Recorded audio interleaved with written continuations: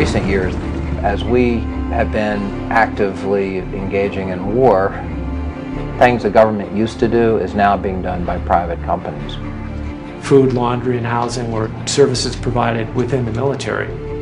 Now we're in Iraq, you still need a lot of support mechanisms, and there's just not enough military infrastructure to do this. Private contractors come in and they fill the gap. Well, I saw contractors in Iraq doing anywhere from helping fix tanks, helicopter mechanics, pretty much any job that's in the military, there's a civilian contractor right there. There are over 100,000 private contractors working in Iraq, Kuwait, and the surrounding area. This war has been privatized to a greater extent than any other war in history. They're part of a multi-billion-dollar industry fueled by your tax dollars, an industry very much in need by the U.S. military. 40 cents out of every dollar Congress controls now goes to contractors. There's more than 20,000 private military on the ground. We have the second largest armed force in Iraq, are private security. They outscale the Brits or any other nation. Blackwater is one of the largest and most conspicuous security firms in Iraq, with about 300 employees there. Blackwater is staffed largely by retired U.S. military, including former members of the Special Forces. Scotty was told that he would be doing security for Paul Bremer, the ambassador, that he would just go everywhere Paul Bremer went, and there would be usually like 3 8-hour shifts. And that was fine with Scotty, because he didn't go over there to hurt anyone. He was there to protect people. Watch out now. I don't want you to get underneath me when I'm climbing. You might get hurt. Hey, Kelsey. He just had an incredible way with sports. Even as a small child, he was the best swimmer on the swim team. He was amazing. First time he ran away from home, I think he was 6 months old, and somehow he'd gotten the front door open and he was in his walker. And I'm getting ready for work, and he's hauling tail down this hill, heading for the playground. And it just totally stunned me. And he was like that for the rest of his life. He was always running. Scotty went into the Navy on his 17th birthday. He loved being a SEAL. Oh, what's this falling down? As far as Scotty going to Iraq, he chose Blackwater because they had a 2-month contract, and Scotty wasn't going to have to be away from his kids very long. He needed to make some money.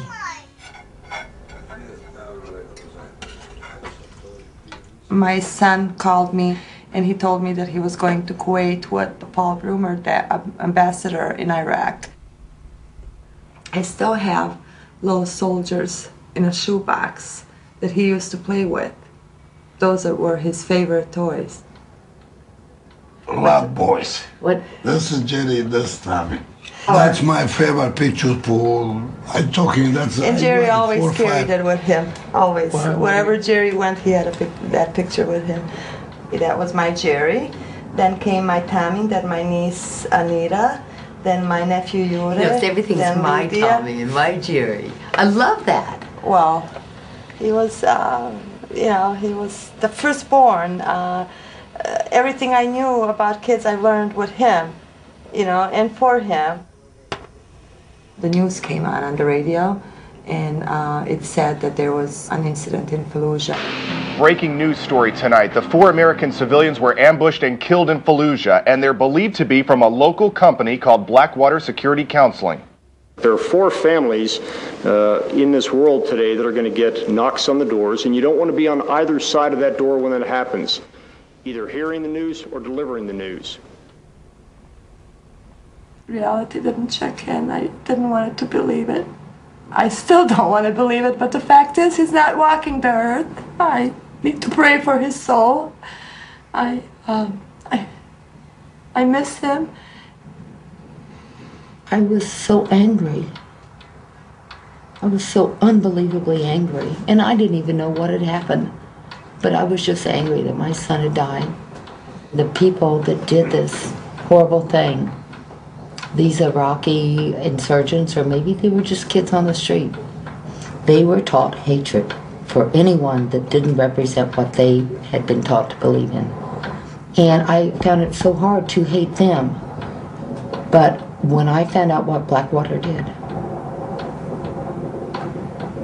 that's when I started really feeling real. I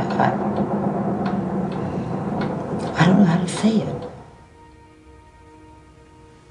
The vehicles should have been armored, and they also should have had saws, which are heavy belt-fed machine guns, in each vehicle, which they didn't have. There were supposed to be 3 individuals in each car. They pulled off 2 guys to do, from what I was told, clerical work. So they sent them out short 2 men.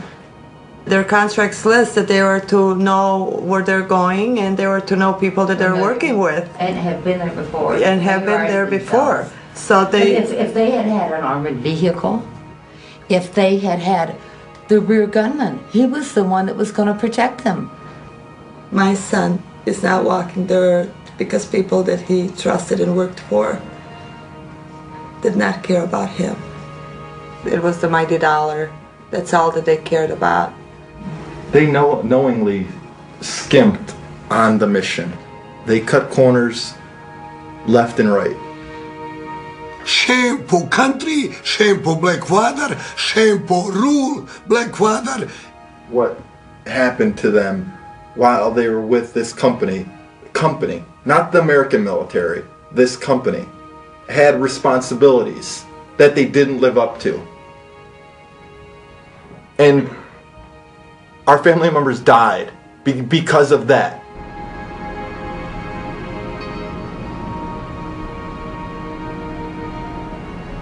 The most dangerous city on earth. No rear gunner, no armored vehicles, not even a map. That's, to me, negligent homicide.